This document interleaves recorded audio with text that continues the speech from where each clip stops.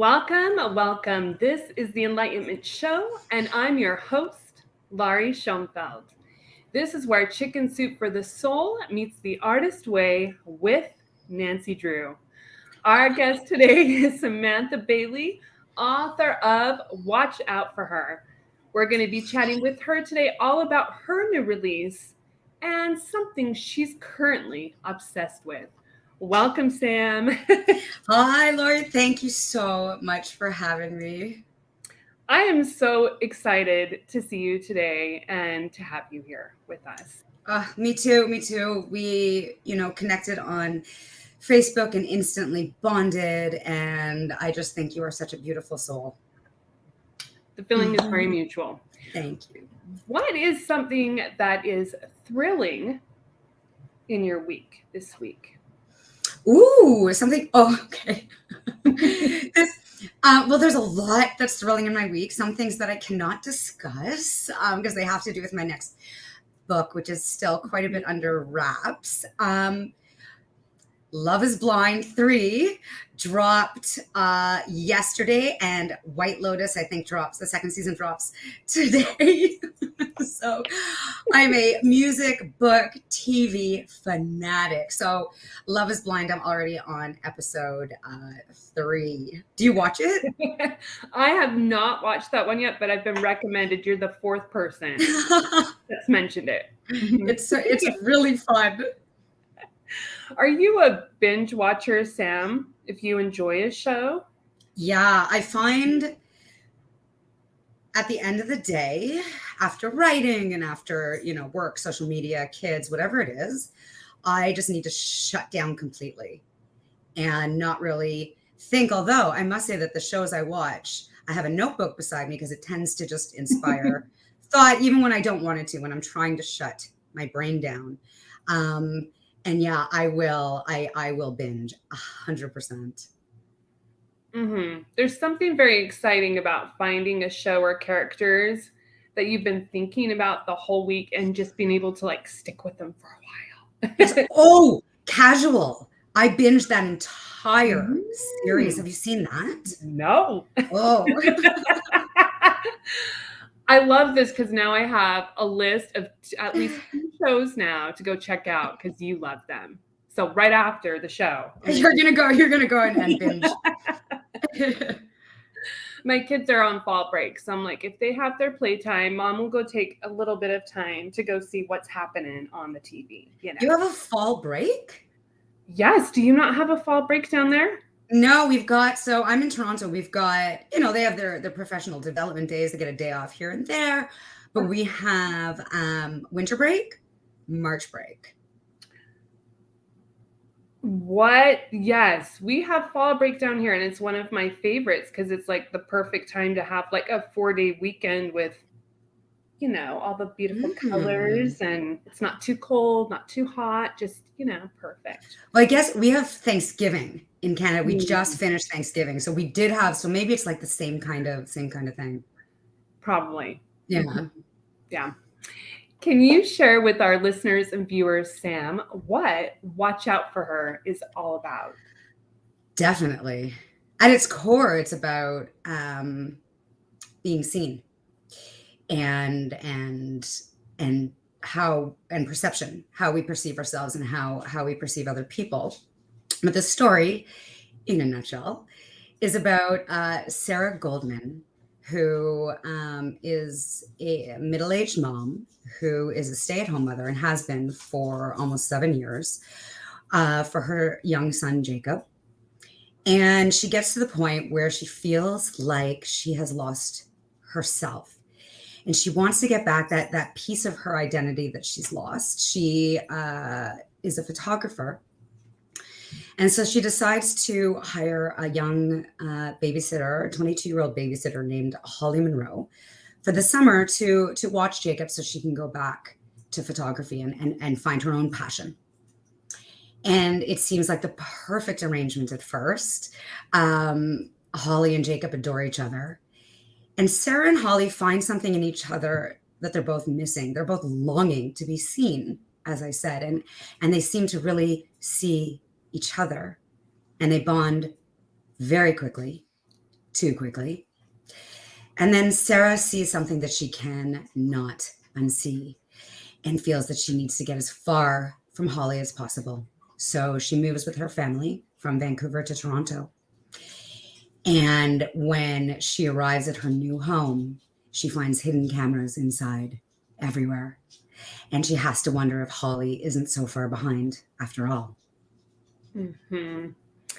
I have to say, there were a lot of layers being a Mm. psychological thriller lover myself, but also the essence of being a stay-at-home mom, because that is a big, huge part of who you become and your identity when you're in that role, and trying to find this new space of transitioning into something else. That's such, I think, for a lot of females in different aspects when they're going from home life and careers, that is such a sense of grief and loss and confusion at times, trying to find that new identity. Grief is such an interesting word choice. Mm. Nobody said the word grief, and there is grief. Um, Even when you become a mother, of course, it is the most joyous, wonderful, exciting, life-changing event, but you do grieve your former life because it all happens so fast that you almost you have no time to even handle the transition because you're exhausted and you're scared and you're all these feelings that you're feeling. I will say it was really interesting for me when I started writing the book. I was never a stay-at-home mother. I was a work-at-home mother. Mm. And wow, do I admire those women who are stay-at-home mothers who are selflessly giving of themselves completely to their children. I am not that selfless, and it was always something I wanted was to maintain my own identity as a writer. And I also had a freelance editing business, and so for me, I always had my own thing. And so Mm. when I started writing the book, I loved Sarah as a character. She fascinated me, but I didn't identify with her as much until suddenly the pandemic hit. The Mm. pandemic hit as I was beginning to write Watch Out for Her, and suddenly everybody was home, and I lost all sense of my own identity, space, time, days.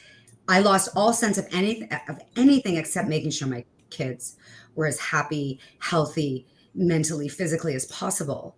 And I ended up deeply understanding her in ways I hadn't expected. Mm. Yeah. I really love how you mentioned, Sam, how, working from home, that you were in that position, which has all of, these beautiful obstacles and hardships that come with that as well. That was your world. And so shifting from that and all of a sudden be tossed on the opposite end of leaving that in a different space and trying to figure out what this new realm is that you were thrown into is equally a different perspective, but equally hard. Yeah, equally hard. And then I think for all of us, it showed us how strong we are, Mhm. how important community is. It was at that moment where the whole world went online, and we all bonded so deeply and became so connected so deeply, because we needed each other so much. The book community, especially, that's my Mhm. world. The book community and the mom community, I would say, where we all supported each other. We always had, but this was different. This Mhm. was this was a support beyond anything I had ever experienced before, and it was beautiful because we were all trying to help each other, and Yes. still are. Mhm. Obviously, you're doing a show. You adapt and then shift into something else when you get that understanding of a new sense of connection, for sure. Where did the concept for your novel begin?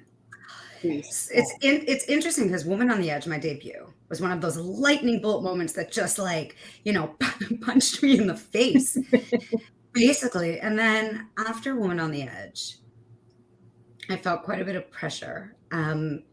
The audience that embraced that book, it means the world to me, but I didn't want to disappoint my readers, myself, my editor. And with every book, I want to learn and grow and write the very best book I can. I don't care how hard I have to work, how many times I have to tear it apart.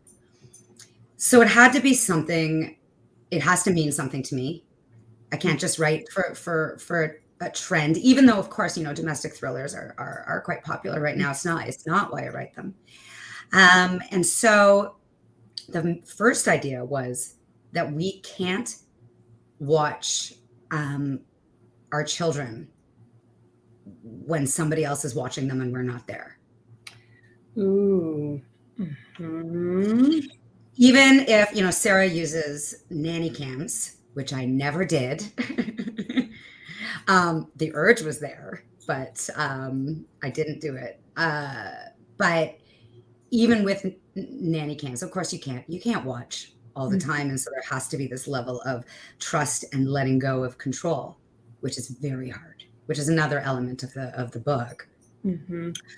But then it was also the idea that when we talk about, especially Holly as a character, Holly wants love and affection from her father so desperately that she will do anything for it. And she cannot be herself, truly who she is. And I think when we are working so hard to fulfill other people's expectations of us that aren't our expectations for ourselves, that is when the risks, the danger, murder, all of these things come into play because we're not being true to ourselves. Mm-hmm. That's a really relatable concept too, Sam, of all of us at some point have tried to become something we're not to appease a situation or a person. When was a time when you did that yourself? You tried to form a certain mold to fit in, and it went against everything that felt like you. Never. Yes. I'm sorry. I will say, I love that. yeah, I am and have always been. Oh, there's Jasper barking. Jasper did not like that answer. So I have always been a person, and I don't know why. I don't know where it comes from. I was raised for sure to have a very strong sense of self. Mm-hmm. I don't think my parents expected me to be as rebellious and stubborn as I am. But I have always felt that I am going to do what I want to do as long as it doesn't hurt anyone else. That morality or what is right, the supposed to's, all those things, I think is such a spectrum. Mm-hmm. So I had to follow my own path because this is my life and you only get one. I don't ever want to live with regret. And so I don't take risks at physical risks as a person. I am afraid if I walk downstairs too quickly, you'll never see me on a roller coaster skiing downhill. Just the mere idea sends me into a panic. But when it comes to risks in my career or risks just, of wanting something that other people may think is strange or weird, I'm weird. And I fully embrace it. That delighted my heart so much hearing you say that. I'm like, hell yes. Yes, ma'am. It doesn't delight everyone's heart, but that's okay because at the same time, I think everyone who loves me, they know me, they get me, they know what I'm all about. So yes.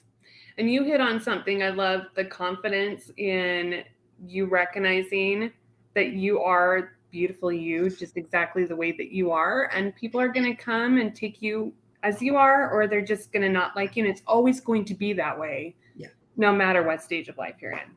Yeah.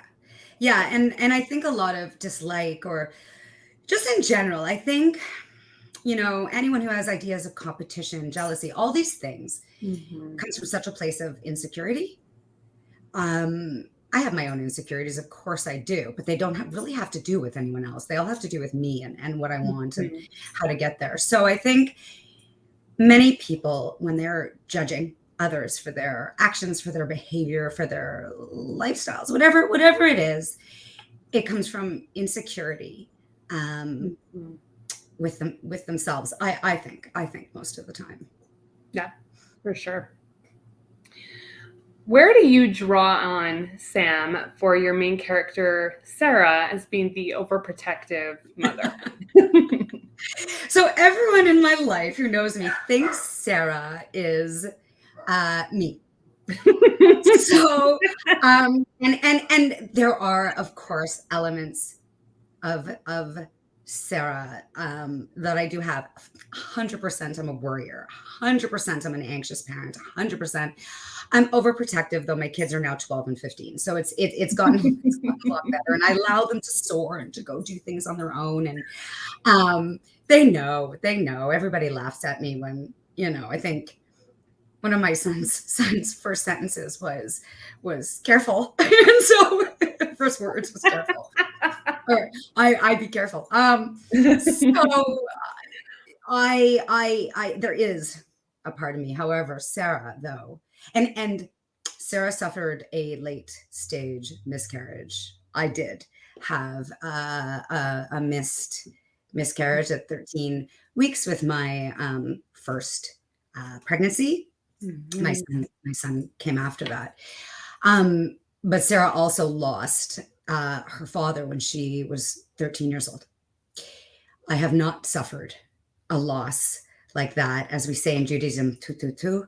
Mhm. Um, when you have suffered that much loss, there is a lot of fear when you love someone, how easy it is to lose them.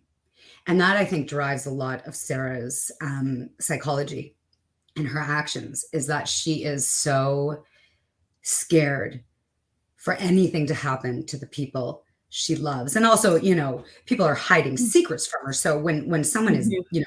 hiding secrets from you, it makes you so anxious because you don't know what's true and what's not, and what's reality and what's not. Um, so I definitely drew on myself as a mother somewhat. But then I do character sketches, the psychology behind who these people are. So I do a ton of research. I consult with psychotherapists um, to figure out what makes people tick. So there's a lot of it that goes into what creates my characters. Mhm. That was a really relatable part too, as I was reading that, of the fear of wanting to make sure that your kids are safe and Yeah. protected, but also trying to find that medium of letting someone else take care of them, and how awkward and uncomfortable and worrisome that is as well. Yeah, because it's a very strange relationship Mhm. when you have someone in your home watching your child, but then at the same time, they're also watching you. They're watching how you live. They're looking at your relationship. They're looking at your relationship to your child. So you become hyper aware of all of your Mhm. actions. And then you're questioning all of your actions. So it is an odd relationship. And between the two of them, because they bond almost like a mother and daughter, Holly is desperate for a mother figure.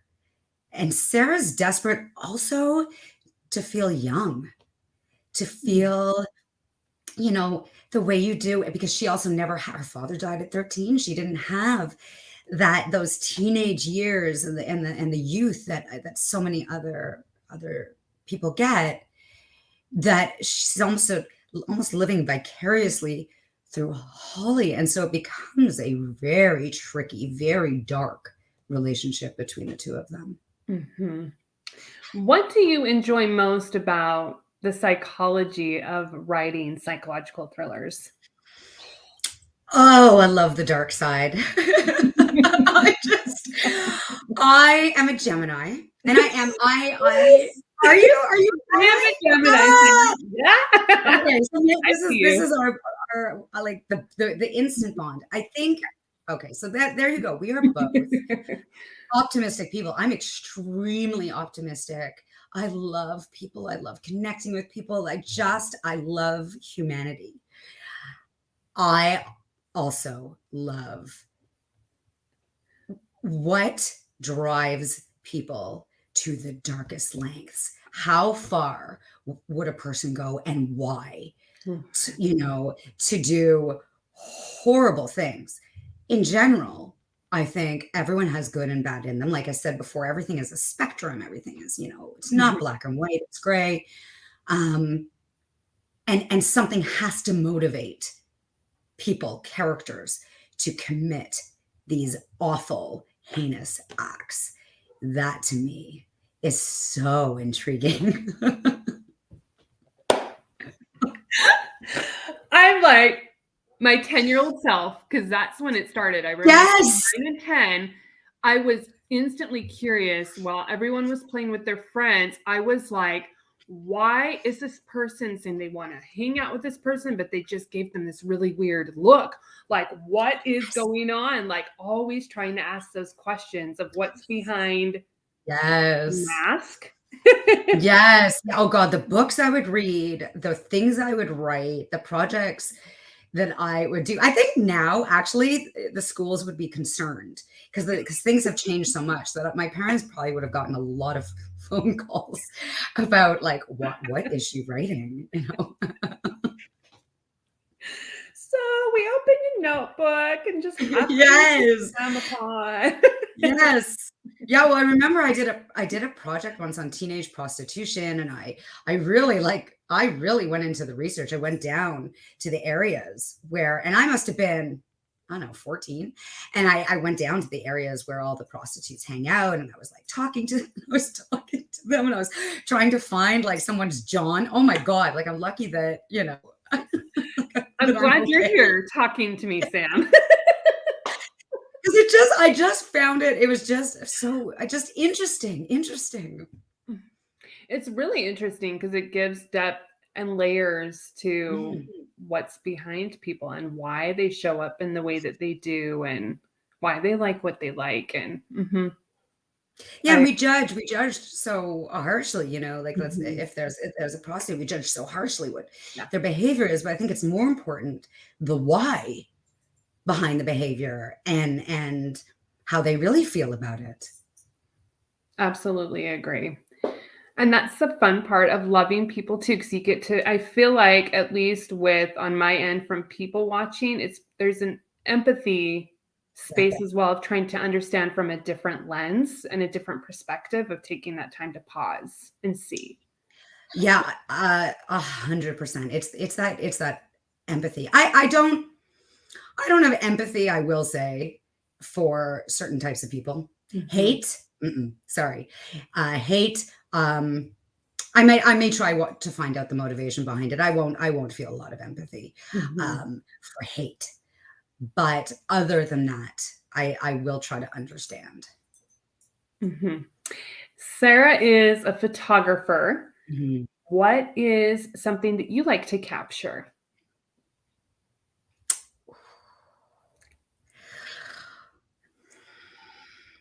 People's conversations. Mhm. I just posted to Facebook yesterday that I am 5 feet tall with my hair up, probably 100 pounds soaking wet. I'm a very, very small little tiny person. So with a loud voice. But because I'm so small, which I'll be on, I hated it. I hated it so much growing up. I hated it. Um, I always wanted to be taller and bigger. It's probably why I'm so loud now. And I found my voice through writing. But it is very easy for me to hide behind a small shrub if I want to. And so what I do is I'll take my dog for a walk or just walk around. I take a lot of walks.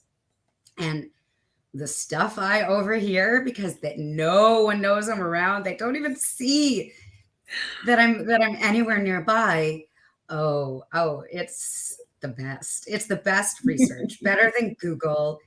Although I have to say the experts that I consult with are fabulous, but real life, it's why I like reality TV, because real life, authentic, unfiltered Mhm. conversation Mhm. is extraordinary. Mhm. How many times have you taken a walk and overheard these conversations and like walked a little bit faster to try to put something down? Um, Often. Oh, I would say, oh, probably at least once or twice a week. I do it. And I have, my phone. So I listen to music a lot, but I listen to music all the time. But when I'm walking, I listen to music. But if I do see people, I'll lower the music and then I'll put on my voice recorder once I get to a certain spot, and then I'll record what I've heard. I hope that's legal. If it's not, I'm in the company of you as well. I kind of feel like an investigator when I'm like in the corner. Yes. I'm like, so this is what I just saw. This is what happened. I'm taking an account. Here's what went down. And I'm not recording them. I would never, ever, ever record anybody without their permission, ever, ever. But I definitely do it after the fact. You talked about how you found your voice through writing. And I think that's such a beautiful and powerful thing that we often forget, that creativity is such a form of expression and finding your voice. How did that look for you? How did you find your voice through writing? So I was bullied quite a bit when I was little. Mm. And I would read a lot, and I would read any books. Judy Blume. I mean, Judy Blume, I think, was my therapist basically during childhood.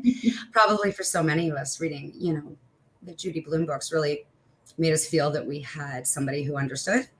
Mhm. But what also happened was I found it easier, and to this day, I still find it easier, is if I look at things as if, or people who are hurting me as if they're characters in a book. It doesn't hurt as much. Mhm. So I can separate it as if it's kind of a story that I'm reading, and then I can alter that story, and then I can become the writer, and I can change how this story unfolds.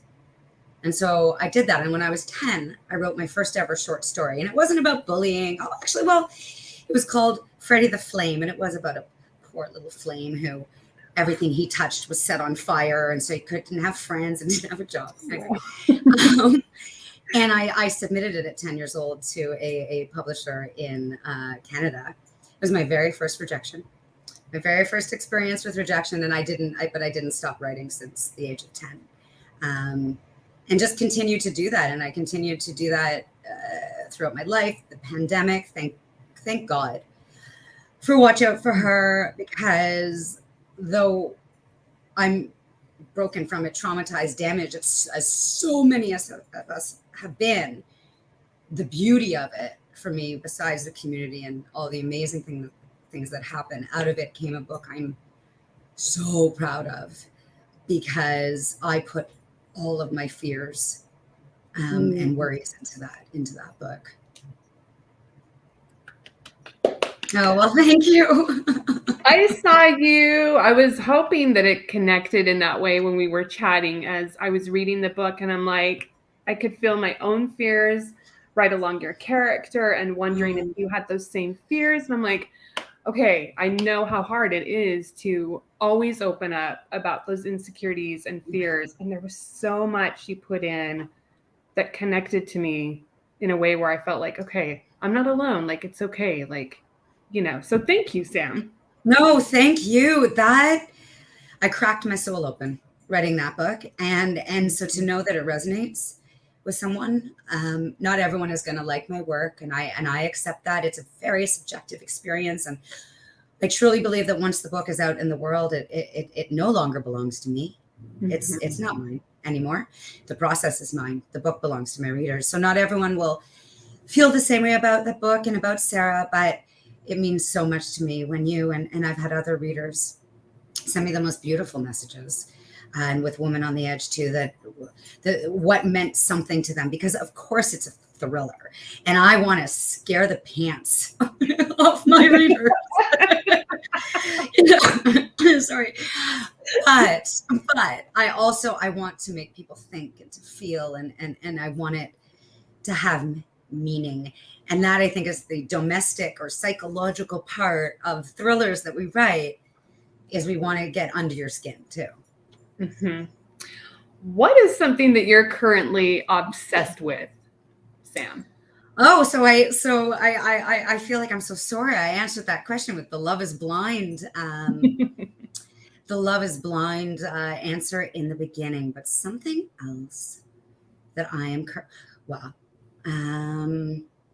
oh no, I can't tell you that. Oh, okay. I'll tell you without telling you. So I'm very heavily into writing my next book, which right now I'm just calling book 3. There is news that I am not allowed to share yet, so I can't share it, and it's very hard. Yeah, but the research I get to do, wow, is really fun and dark, and I am currently obsessed with going incognito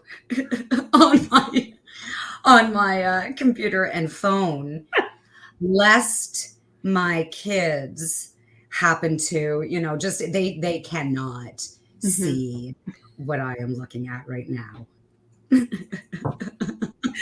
I have a 13 and 15-year-old, and they're always asking me questions about my writing and projects. And there's some things that I'm like, I can't share any of that with you, like, at all. But they're really intrigued and would probably look. So I get that. Yeah. Well, both my kids have actually been really helpful with like plot ideas and just discussing things out and brainstorming character names.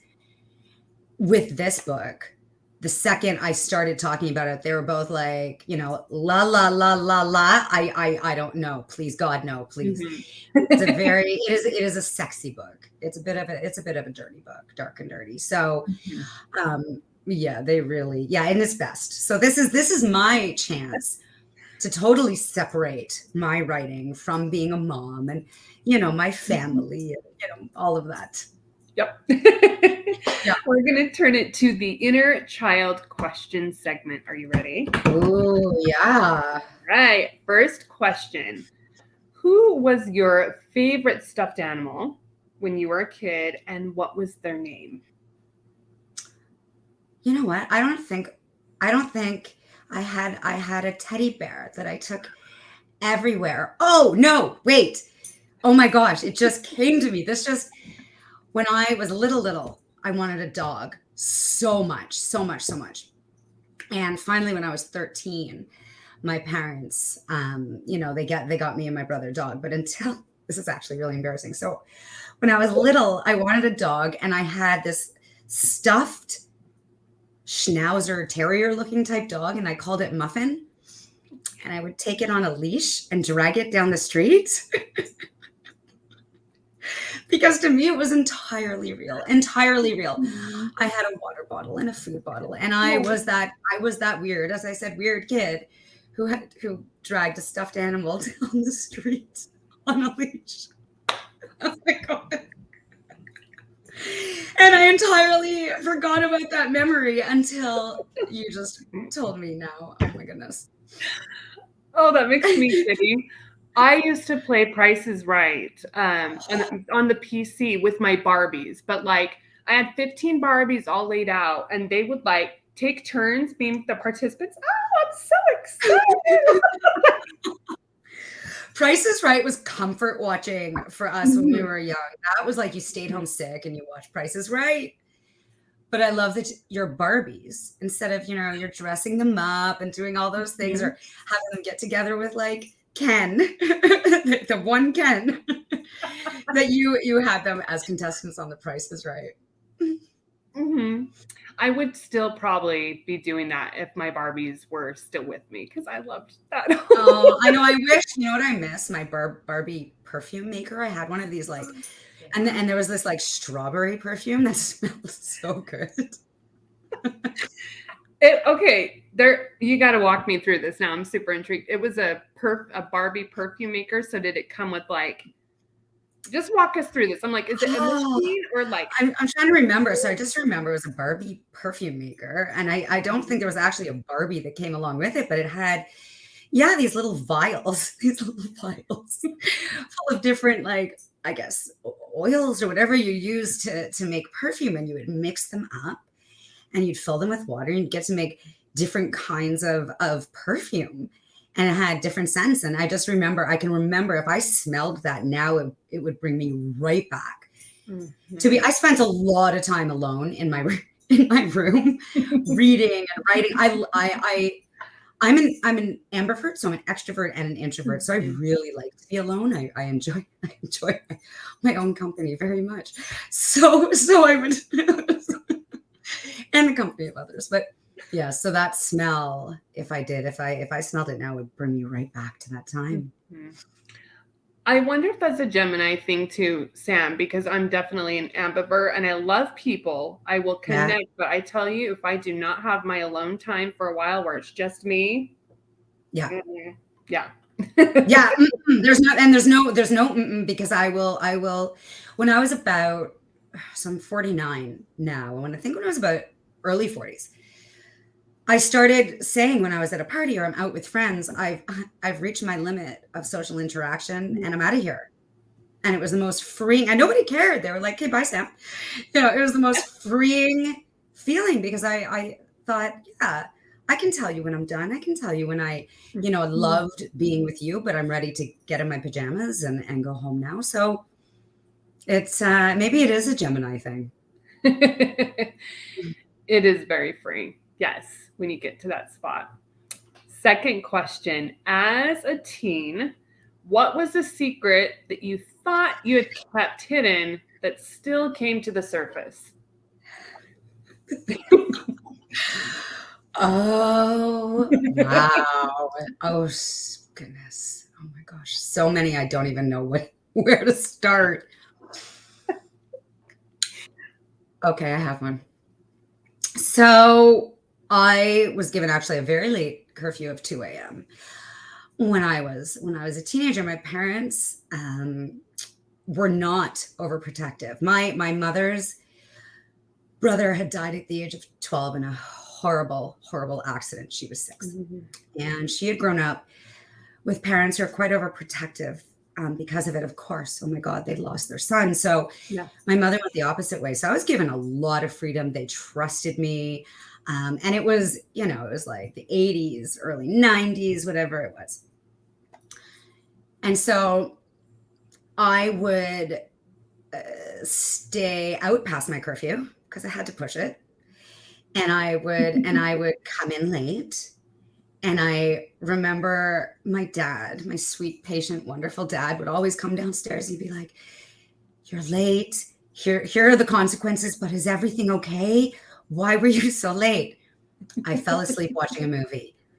Every time I would say I fell asleep watching a movie because I was not going to tell him what I was really doing. And it was like, I guess, a couple years ago where he was like, "Just wait until now your kids walk in the door with the big fat lie of I fell asleep watching a movie." But I thought I was so damn clever. Mhm. They're never going to know. They're never gonna know. Never. Yes. Oh my gosh. These are good questions. You're like, you bring me so much nostalgia. And you have a 15-year-old. So if that hasn't happened Mm. yet, it is right around the corner for you, Sam. Well, the pandemic had, really stilted all, like, the kids' independence and wrongdoing. And so I think all of us are facing this delayed rebellion, and Mhm. I think we're all in for it. And those of us who were rebels are in for it really hard. We know we are. Were you a rebel or good or like a, Oh, okay. So I love this question because from 10 to 14, I was like very much a people pleaser. Yes, girl, I'll do everything right. I'll be the good girl. And when 15, 16 hit, I like went completely the opposite of forget this. Like I'm tired of being this thing. and like completely rebelled, snuck out of my window to go and meet boys. Like, yes, I was completely the opposite. So I'm gonna have to talk to you because actually the book I can't speak too much about. This is one of the themes of Mm. people pleasing and the good girl and what happens when you no longer want to be the good girl anymore. Yes, please do. Because yeah, you flip a switch, you get tired of Yeah. it really quick. Yeah, you must. I don't know because that switch was flipped at birth in me. I don't know. I was born 4 pounds, 6 ounces. And I think, yeah, I don't know, there was something that happened to me in that incubator that some kind of like lightning bolt hit the incubator. I don't know. We have a few comments coming in for you, Sam. Hi, Jennifer. Hi, Thank you for Jennifer. joining Hi. us. I've been slow on the rebellion for the past 25 years. You go, girl. Yes, it's good because it's even more fun, I think, as an adult because I think we can be a little safer and smarter, and it means more now. And I think as writers, because Jennifer's as writers, I think what it does is makes us just take a lot of risks in our writing and just go for it because even though the fear is always there, always publishing is all about fear. Writing is absolutely 100% about fear. We just do it anyway. We just do it anyway because we're rebels at heart. Mm-hmm. Yes. Always investigating and trying to find the answer behind the answers. Third question, Sam. What is the oddest food combo that you've liked and tried, or you've just tried? Oddest food combo. Okay, so I will say I am a coffee drinking, carnivore loving, chip eating, dive bar loving kind of girl. Not a fancy food kind of person. So, one thing I hate, I will tell you, is fruit and meat. I do not understand the combo of fruit and Mm-hmm. meat together. You can have your fruit and then you can have your meat, but never the twain shall meet. A weird combo. I love pickles and olives in anything. Anything. Mm. So I would say I would just put pickles and olives in anything that I except for fruit. But I would put pickles and olives in anything I could. I love that like tangy taste of it. Mm-hmm. So you're not a big fan, Sam, of like the fruit salads where they have the spring salad with the chicken and then they have loaded Oh, it in with all the fruits and stuff? no. Oh my gosh. So my husband's a vegetarian, which is hilarious. And so I will say he's 6'2". I'm 5 feet. He's a vegetarian. I'm a carnivore. We are like the most perfect pair of opposites at work. Um, all the time. We've been together 27 years, and he'll say, "Would you like a Thai mango salad with like for yourself with some like chicken in it?" I'm like, Hmm. "Why? Never. Why would I ever? Why would I ever want that as a meal? No." You're invited over to my house anytime for a barbecue, Sam, because that sounds like our kind of style. Just bring the meat and the chips, all the bag of chips, and we're good. Yes. Before we end today, Sam, what advice can you give our listeners and viewers on living a creatively abundant life? Just do it. Just do it. Um, we have one life to live. Living a creative life, being an artist of any kind, is one of the most difficult lives.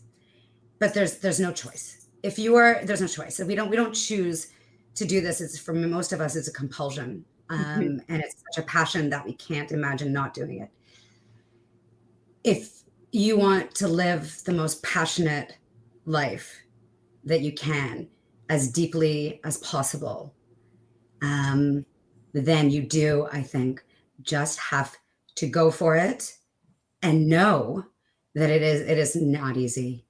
And whatever success you're looking for, may take a very long time. It took me 20 years before my first book was traditionally published. But it is so worth it. And find your community. Find the people who get you, who see you, who understand you innately because they want the same things you do, so that you feel like you are seen. Thank you so much for being here with us today. It's been an absolute pleasure. Thank you. You asked the best questions I've never been asked before. This was absolutely wonderful. I adore you. Thank you. The feeling is mutual. I absolutely adore and love you too, Sam. And where can our viewers and listeners find you if they have any questions about upcoming projects, and watch out for her? Thank you. First, I love to connect with my readers. So you can find me on Facebook at Samantha Bailey Author, Instagram at S Bailey Books, Twitter at S Bailey Books, but I'm not on Twitter as often as I am the other two spaces. And my website at SamanthaMBailey.com. We'll put those all in the links, so it's an easy access to find Sam and connect with her. And thank you so much for those who have watched us live and will watch us on the replay. We're so very grateful to have you here today. And remember, as you go about your week, to find the things that are working in your life. You are the creator of your own story. What steps are you going to take next? Thank you, everyone. Have a beautiful rest of your day. Thank you.